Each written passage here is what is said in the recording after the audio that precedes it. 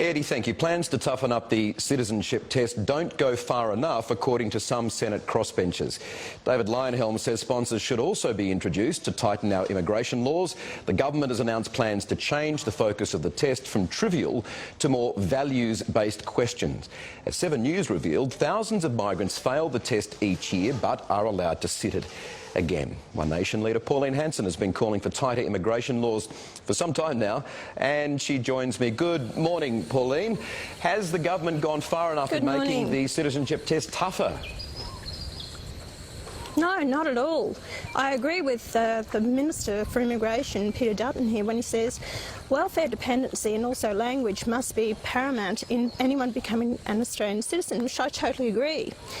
If you actually have a look at it, they're supposed to do the test in English.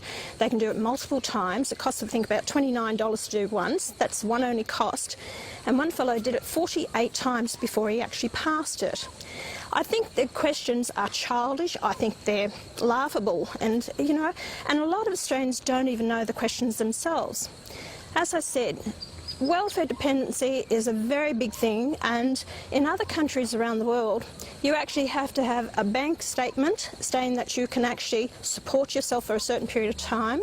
You have to have your own health insurance as well, and that in itself should be a point of getting our citizenship in Australia, is having health insurance in Australia as well, and that you're not going to be drained on our society. But English, if you can't communicate, how can you expect anyone to assimilate into our society? You mentioned there that it's interesting. One guy tried it 48 times, and I think since 2012, 96% of approved migrants sat the test at least 3 times before passing. Do those numbers concern you? Yeah. Of course they concern me. And another thing is that, you know, if they're supposed to take it in English and there are multiple questions, now I'll ask you this question. One of the questions is, what's the relevance of the 2 animals on the coat of arms? Do you know that?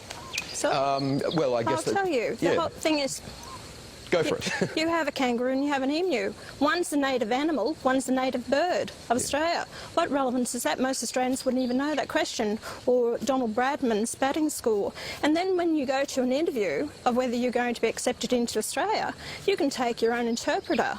So therefore, how do you know what answers they're giving is what they're actually saying? The interpreter is not actually, you know, giving the answers for them. So they can take their own family member. So you're saying toughening up's not a bad thing, but it's the nature of the questions that have got to change.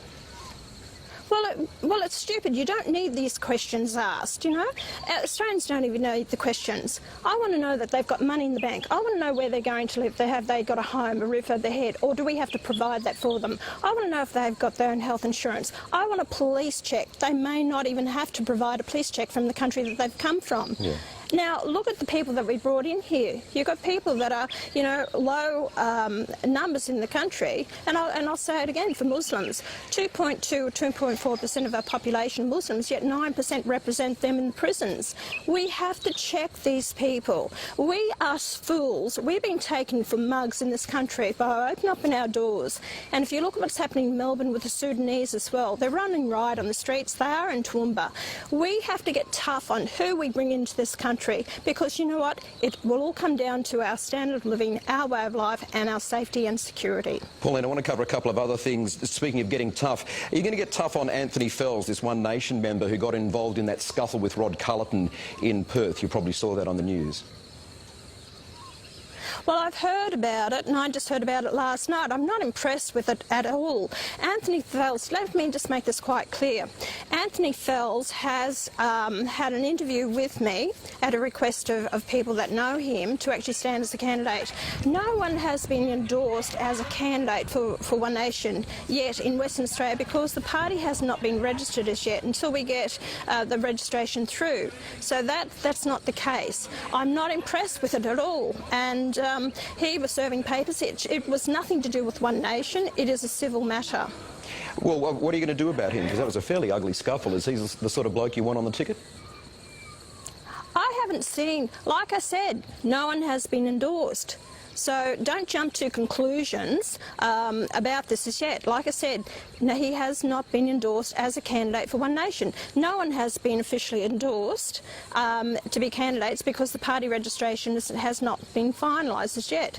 And I don't believe in counting my chickens before they hatch. OK, one more matter of national importance, Pauline. The Hills hoist has become the latest Aussie brand to be sold overseas. Surely we've got to do more to keep the products here. Oh, no. I totally agree with you. I can't believe this. All our Australian icons are gone, right? The whole lot. My Vegemite's gone Kraft, and it's halal as well, which I won't, bother buying. Wake up, Australia, OK?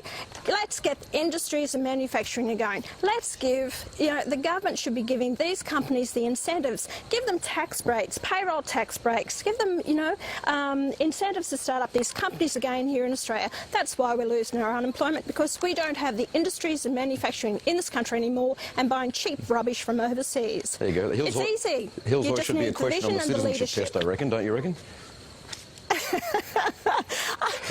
Look, I think it's a pretty good question, but is it relevant? Thanks. There you go. Good on you, Cheers. Pauline. Thank you for that. Here's